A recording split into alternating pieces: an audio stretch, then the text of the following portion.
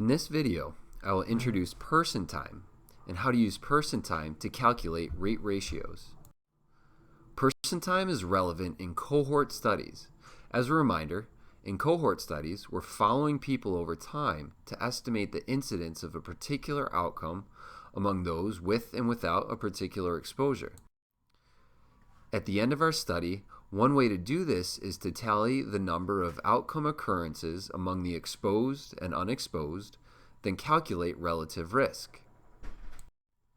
Person time is useful when people enter and leave a cohort study at different time points, and so each person's amount of time they are at risk for the outcome may change. In this figure, blue X's represent when people develop the outcome of interest. Black X's mean they either reached the end of the study or dropped out, either because they died or chose to leave the study. The black lines represent all of the time people are at risk for the outcome. To calculate person years, you simply add up all of the time people were at risk for the outcome in the study. In other words, we add up all of the black lines in this figure. So say we had a 10-year study. The numbers next to each line represent the number of years that the person was in the study. In our study, we had a total of 39.5 person years. To calculate our incidence rate, we simply divide the number of new cases by the total number of person years. As you can see by the blue X's, there are 3 new cases.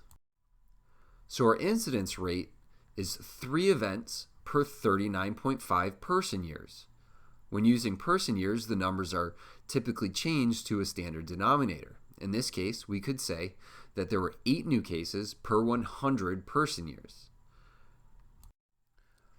Our rate ratio is defined as the incidence rate in the exposed divided by the incidence rate in the unexposed. So say that our rate of 8 events per 100 person years occurred in an exposed group, and we found a rate of 4 events per 100 person years in our unexposed group. Our rate ratio would be 2.0. In other words, the rate of new cases of our outcome in the exposed group was twice as large as the rate of new cases in our unexposed group.